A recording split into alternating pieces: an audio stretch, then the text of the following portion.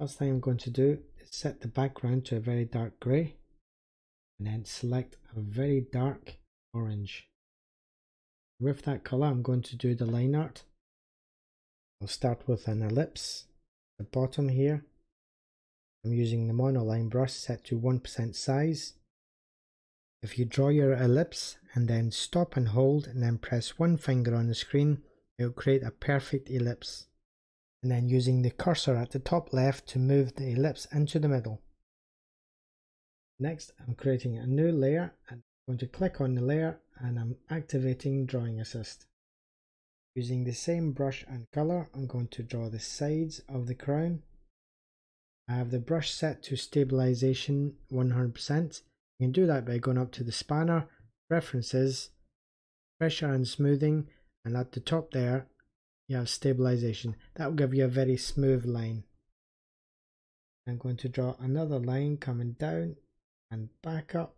The middle section is going to be a little bit thicker and a little bit higher. Now going to create another layer on top. I'm going to draw a perfect circle right at the top here. Stop and hold, one finger on the screen, resize and let go. Just want to be sure that that circle is in the middle, so going up to Cursor, Uniform selected, I'm going to move it around and make sure it's in good position with the yellow line highlighted. Let go. I'm going to create another layer. I'm going to click on the layer, activate Drawing Assist, and then draw a perfect circle. Stop and hold, one finger on the screen and resize. Once it's in a good position, let go. Once I've done that, I'm going to create another layer. Click on the layer, activate Drawing Assist. Then I'm going to add another spike, going to be mirrored, and bring that curve around. Can't see the spike at the back in the middle. And another layer again. On this layer, I'm going to draw the two circles at the back. In order to make that easy, I'm going to activate Drawing Assist. Draw the circles in. They're going to be again even smaller. Stop and hold, one finger on the screen, and then resize. Once you're happy, let go. Create one final layer, and on this layer I'm going to draw a lovely pink jewel in the middle. It's going to be an ellipse. Stop and hold, one finger on the screen, and that creates a perfect circle. So what I need to do is go up to the cursor and go to Distort. Then move in with the right middle blue dot.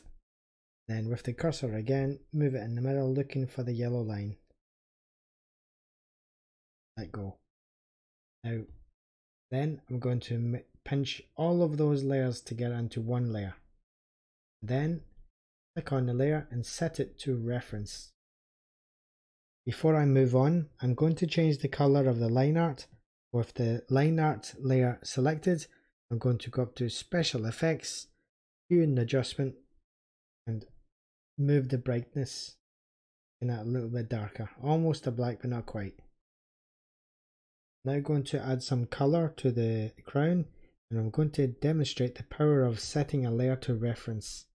So create a new layer, and now with this layer I can now just drag the color in. Now automatically fill that section. I now create another, let's say I want to fill in the jewel. Use a mid-range color for the jewel, and then I can drag the pink inside. I can create another layer, select a very dark brown, then drag that into the bottom shadow section of the crown, and so on. Now I'm going to activate Alpha Lock in each one of those new color layers. And I'm going to now add some grading using a soft brush. I'm going to disactivate stabilization, and with the soft brush set to 5% and 50% opacity, I'm going to now add bands color. Try and respect the curve of the crown a little. If you want to understand better how I'm doing my shading, you could watch the gold coin video or the golden Roman helm video where I describe this part in a little bit more detail. So this front section is now done. I'm now going to select the shadow section, repeat that process using very dark browns.